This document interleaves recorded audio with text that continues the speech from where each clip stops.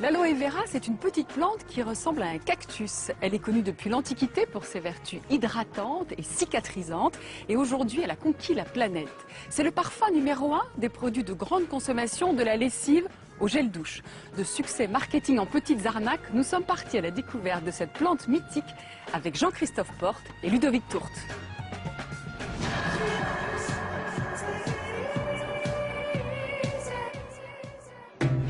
C'est un cours où l'on vient apprendre l'art et les techniques de relaxation. Et en matière de bien-être, il y a désormais une botte secrète que la vingtaine de stagiaires va bientôt découvrir. Ça, c'est une feuille de mon aloe. C'est John. C'est un morceau de John. Isabelle est naturopathe et dirige la formation.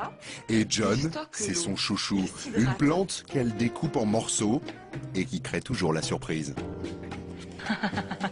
Ça, c'est le moment que je préfère du stage. Regarde comme c'est beau. C'est magnifique. Mais le plus étonnant, c'est l'intérieur de la plante. Ça a l'air assez gluant. C'est gluant, c'est frais, c'est vivant. Vous pouvez le mettre sur le visage, vous craignez rien. Vous pouvez faire comme ça sur le visage. L'aloe vera est réputée pour ses propriétés hydratantes, protectrices et surtout ça répare la peau quand elle a été par exemple malmenée par le soleil, les coups de soleil, les choses comme ça aide à la cicatrisation. Donc c'est très rafraîchissant, donc quand il y a eu un coup de chaud, ça fait beaucoup de bien. Connue depuis l'Antiquité, l'aloe vera est subitement redevenue à la mode. Ludique, agréable à utiliser, elle compte désormais plusieurs millions d'amateurs dans son fan club. Toute la plante est intéressante. Elle est belle à montrer aux clients, elle est belle à présenter, elle est belle à manipuler, à utiliser. Lorsque l'on la découpe, elle est d'une transparence superbe. Le beau fait du bien. Donc tout dans la plante, il n'y a rien à jeter là, tout est bon à prendre. L'aloe vera, c'est une plante tropicale surgie du fond des temps. Son surnom, le docteur vert ou encore la plante de l'immortalité. Sur Internet, ses adeptes vont même jusqu'à lui prêter des vertus contre certaines maladies graves. Mais la plante est surtout miraculeuse pour le commerce. Depuis quelques années, elle a envahi tous les produits de consommation. Hygiène, bien-être, on en trouve partout. Alors que vaut vraiment l'aloe vera? Est-ce la plante miracle tant vantée ou le nouvel élixir des marchands de bien-être?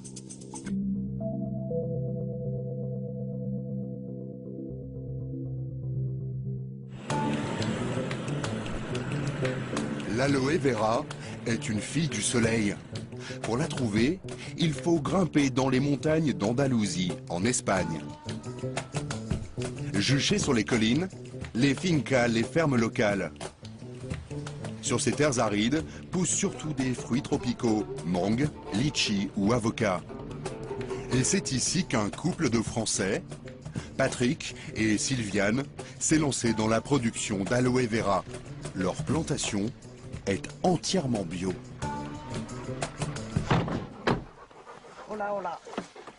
Les plants sont perchés à 800 mètres d'altitude, en pleine nature. Cela fait 20 ans que Patrick et Sylviane cultivent l'aloe vera. Ce matin, ils viennent voir où en est leur future récolte. Ils sont beaux ceux-là, dis donc. Hein. Regarde, il y a des pépères là-dedans. On va vers la cueillette. La plante est généreuse, elle peut se cueillir tout au long de l'année. Alors cette plante, c'est quoi? C'est un cactus Non, c'est un liliacé. La même famille que l'oignon, l'ail, le lys. C'est pas du tout un cacté. On cueille les feuilles basses, qui sont les plus grosses et les plus charnues, pour bien sûr avoir le maximum de mucilage à l'intérieur. Le mucilage, c'est la pulpe au cœur de la plante. Donc là, Sylviane, c'est ça qui est intéressant. Voilà, c'est ça. Cette partie blanche qui est intéressante, Ah bon? qui sert à faire le jus. C'est bon. Voilà. Buena Et après, calidad. L'aloe vera se consomme d'abord en jus. Bon, on l'épluche un peu mieux que ce que je l'ai fait. On le broie et après on le met en bouteille. Donc ça va faire le jus. De ce jus, on va en boire et on va s'en servir pour mettre dans les cosmétiques. Et c'est là qu'on s'aperçoit que la qualité, tous ces filaments, ça fait la qualité du jus. Et ça rend la peau très douce et très hydratée et très restructurée, et très régénérée. Voilà. Mais il faut avoir cette qualité-là. voyez ce qu'on... Voilà. Et on peut le manger aussi. Ça a quel goût? C'est un peu le goût d'oignon. Ça fait vraiment partie de la famille de l'ail, de l'oignon. C'est un petit goût d'oignon. On peut en manger comme ça en salade. Il y a des gens qui mangent en salade l'aloe frais. Sylviane et Patrick sont des puristes. Ils se sont associés avec des planteurs espagnols pour fabriquer leur propre jus d'aloe vera. Leur laboratoire se cache au pied de la montagne, dans une petite ferme. Hola Nico. C'est dur de travailler l'après-midi, hein, c'est l'heure de la sieste. Hein. Eh oui, l'heure juste de se lever à la sieste. Ben, tu vois. Donc vous voyez les feuilles qui ont été cueillies, voilà, qui sont arrivées en fin de matinée, et donc qui sont traitées, quoi. Hein, ça c'est de la feuille, de la belle feuille, bien épaisse, de bonne qualité. On ne cueille que ce qu'on a besoin de cueillir. On ne cueille pas plus. Une production modeste, quelques centaines de kilos par semaine. Tout est fait à la main, les feuilles sont brossées une à une, l'écorce enlevée, puis la pulpe est pressée. Le résultat, un jus d'aloe vera qu'ils garantissent bio, pur à 100% et sans aucun ajout. C'est le jus qu'on va boire ou celui qu'on va mettre dans notre cosmétique. Et vous voyez, c'est épais, c'est pas de l'eau, c'est pas liquide. Et si vous voulez toucher, c'est très doux. Touche, mais toucher. Touchez, allez voir. La production est ensuite expédiée en France. Au départ, le jus d'aloe se cantonnait à une poignée d'amateurs et aux boutiques bio.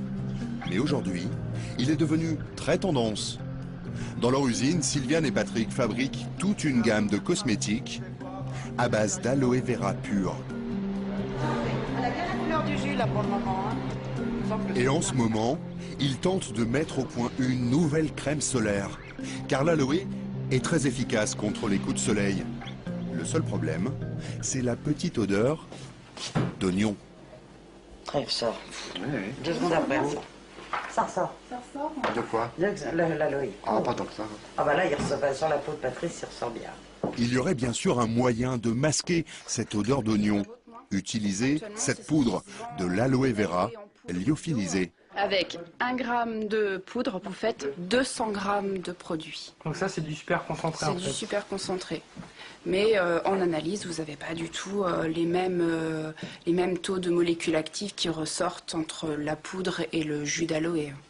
Le fait aussi de le concentrer et de le réduire en poudre, vous perdez beaucoup d'activité. Patrick, lui, se refuse à utiliser ces poudres. Impossible d'en vérifier la qualité, ni même de savoir s'il s'agit vraiment d'aloe vera. Vous savez pas, vous êtes incapable de savoir si c'est de l'aloe, pas de l'aloe. Ça peut être d'autres produits comme la maltose dextrose ou n'importe quoi. Ce sont des produits qui sont très très souvent coupés, rallongés. Et vous refusez d'utiliser ou de réduire votre aloe en Absolument, poudre? absolument. Aucun intérêt. Pour nous. Aucun.